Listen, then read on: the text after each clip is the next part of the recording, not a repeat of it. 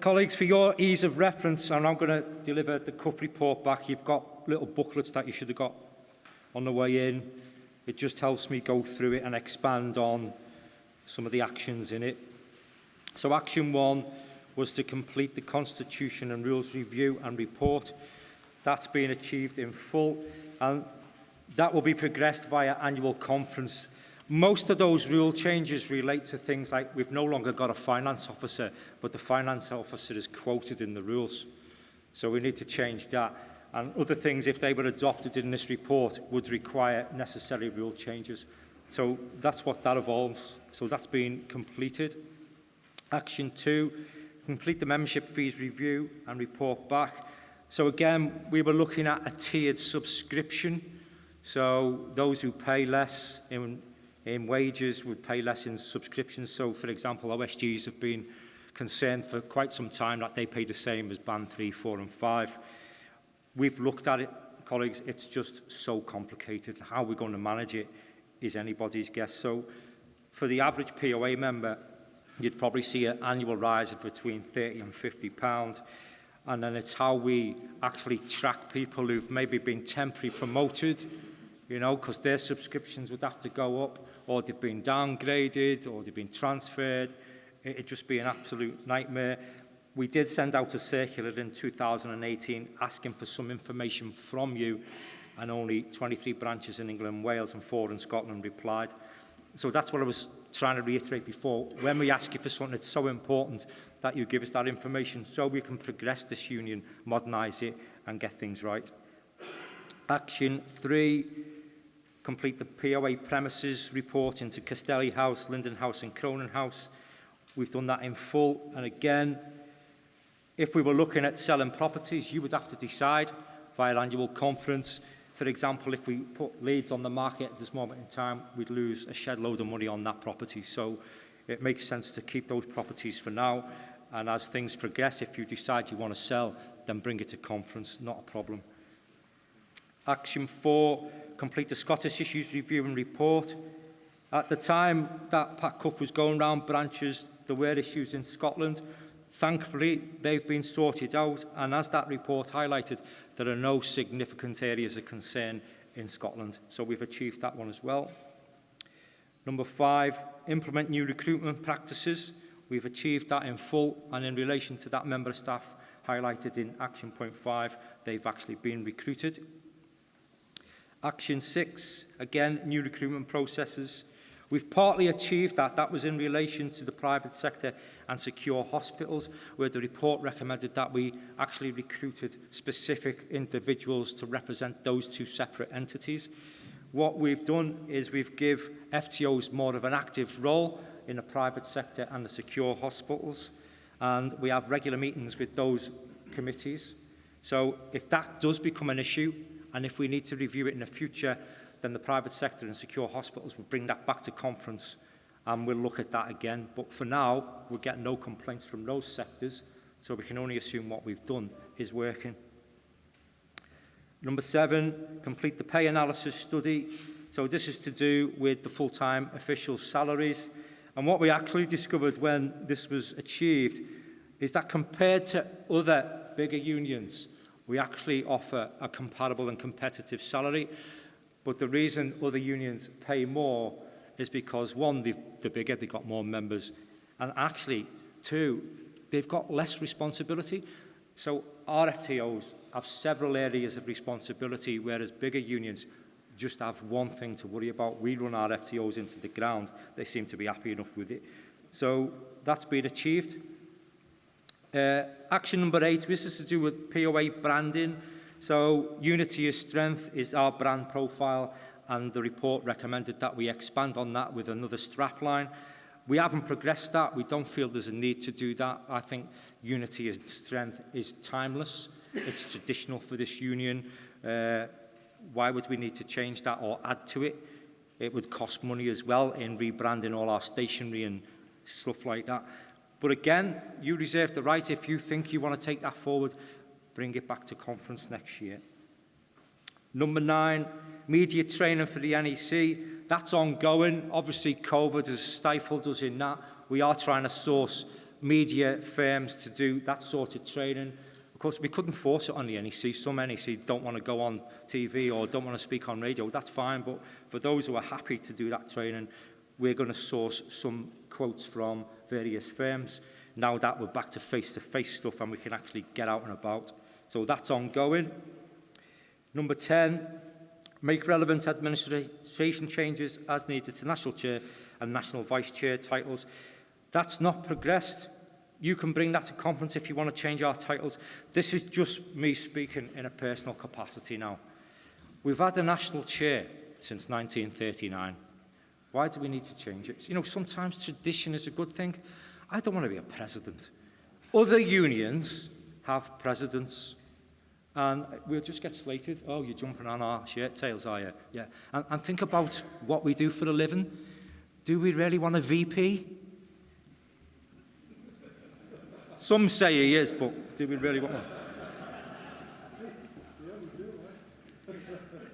Action number 11 was to do with the retired member committee. So what they wanted is for them to play a more active role, have the right to vote and bring motions to conference and be recognised as a branch. We haven't progressed that. There's a whole host of reasons why.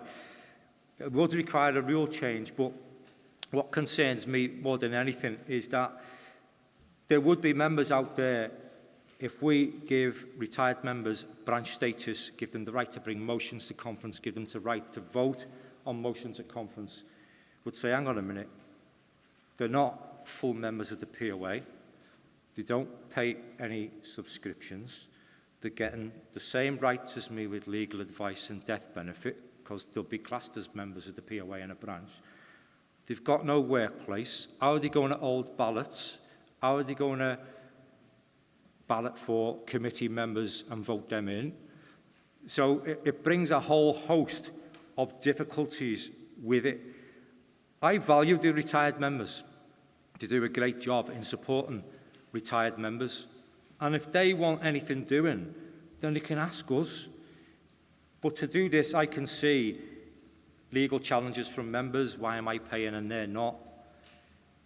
And if we got them to play more of an active role, as in travelling around the country, trying to recruit POA members or giving advice, if they give out the wrong advice, we're vicariously liable for that, and it lands with us. So there are a whole host of reasons why we haven't progressed that. But again, you are the ruling body at conference. If you think we should enact it, then bring it back. 12, review and exploration of POA website. If you've been on the new POA website, we've completely revamped it and achieved that in full. 13, information technology recommendation. Well, COVID has helped us achieve this. We've all got access to Microsoft Teams, Zoom. We've all got new IT equipment. So we've never been so contactable to the membership. So we've achieved that in full, and we've achieved the cost savings that envisaged as well. And we're happy to take that forward.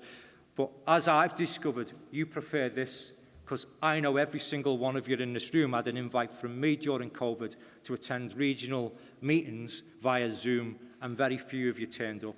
That's fine. At least we've tried it, and the message is clear from you. We don't like remote meetings. But at least we've got that available to us, and we've achieved that particular action point. 14, communications issues to be addressed between Thompson's solicitors and POA members. That's been achieved. Thompson's now have an app that you can download on your smartphone. At the moment, you can only access personal injury claims, but they have got plans in the future to expand that, so you'll get a reference number on the app, and you'll be able to access not only your personal injury, but criminal claims and employment tribunal claims as well, which will help you see the progression of that case from the comfort of your own home. Number 15, complete the assessment of the required print numbers for Gate Lodge. Hopefully you won't have excessive amounts of Gate Lodge magazines hanging around the wings in your jails. You've told us how many you need, and hopefully we've put that right, and you're only getting the required number of Gate Lodge magazines to save on costs again. So we've achieved that one in full as well. 16, implement and address national conference recommendations. This is ongoing. At this moment in time, we're happy with the way annual conference is organised. We're happy for you to come up and address the delegates, to debate issues. What Pat Cuffe wanted here, when we get motions in on the NEC and the Standing Orders Committee viewed them, if the NEC decide, yeah, we're in favour of that, what Pat Cuffe wanted was say, right, the NEC are in favour of that, so that's carried. No need for a debate, no need for anything. We just carry it automatically because the NEC agree with it. We don't think that's right. We think you should have the right to challenge and debate and vote on every conference motion. He was just trying to streamline proceedings because he didn't like, in his words, showboating. I don't think it was. I think it was healthy debate. So that's ongoing, but at the moment we're content with the way things run. 17, implement modular training recommendations. At the moment, that's ongoing because it has been cost prohibitive. If you want to talk to Joe Simpson about this, he's been trying to source it. The costs in the Cuffe Report envisaged were totally inaccurate. I think they quoted something like 20, 25 grand. It's more like 50, 60. And then you've got ongoing costs, which are associated with updating training packages and getting validation, which you have to pay separate people for. We do recognise that there is a need for this type of training because not everyone can come to access a course where they have to stay away from home. They've got caring responsibilities to maybe single parents who may have a disability. We recognise that. So we do need to address it, but at the moment it's ongoing because it needs to be cost effective, it needs to be sourced at the right price, but it is an ongoing issue and we haven't forgot about it. And then 18 was to replace the finance officer role. Yeah, we've achieved that. There is no finance officer anymore. And then 19 again with modular training, that's ongoing because again, costs. 20 was recruitment. They would change the way we recruit people. We recruited Angela Montgomery on this new system where we don't have any say in it whatsoever. It's totally independent. That's been achieved in full. And then 21 was to do with regional elections. Well, actually, when you look at the evidence, 4 out of the 6 serving NEC members live and work in the region they represent. And when you think about the technology we've now got access to, there's really no excuse for you not being able to get hold of your NEC rep, even if they live a couple of 100 miles away, because technology helps us in that way. So if you're inviting NEC reps into your jail, or if you can't get hold of them, I need to know about it so I can put it right for you. So that's been partly achieved.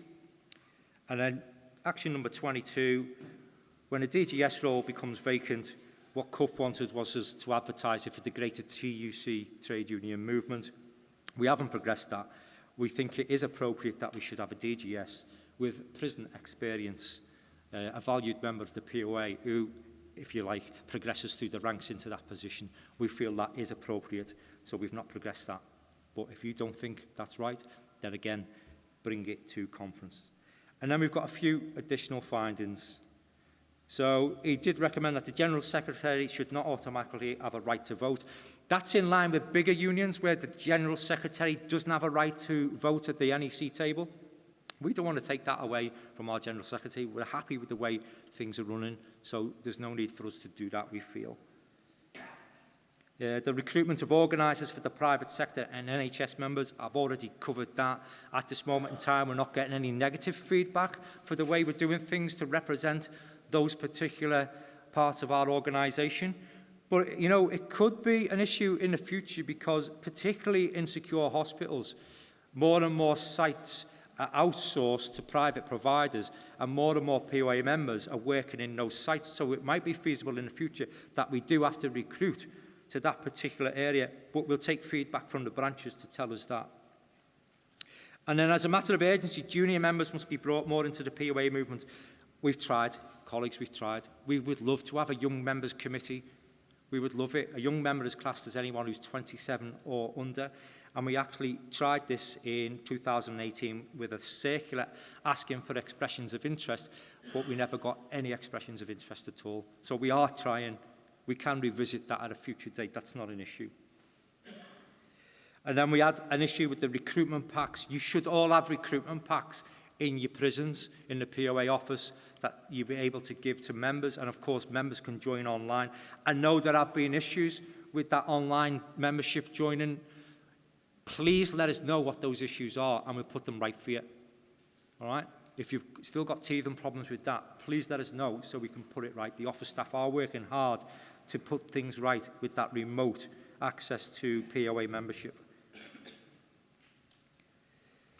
And then we've got a recommendation that a concerted campaign by the POA to bring the profile of prison officers to the forefront. I don't think there's much more we can do.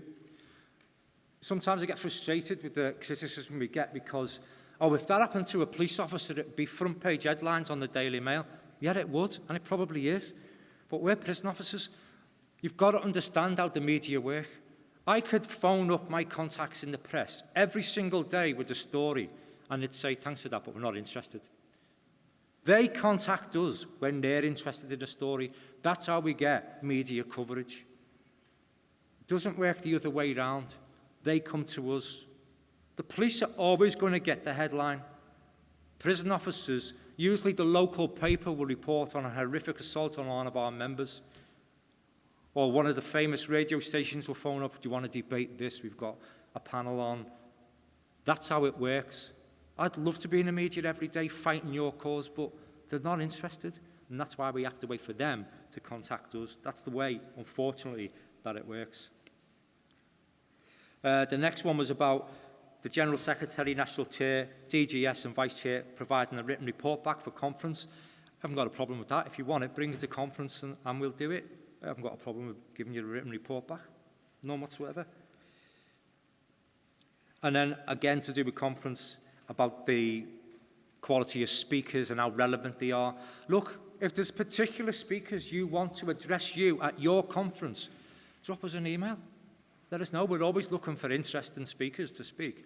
If you can think of anyone, let us know. We'll do that. And then the other one was recommend the membership of EPSU. We're no longer members, so that's been done. So I guess the salient point is we've really progressed this Cuffe Report. You know, out of the 22 action points, 12 have been fully completed, fully achieved. 4 haven't been progressed, and they're not what I consider to be pressing issues. 2 have been partly achieved and 4 are ongoing. You're the ruling body, so you retain the right to bring any aspect of the Cuffe Report back to conference and force us to implement it if that's what you want.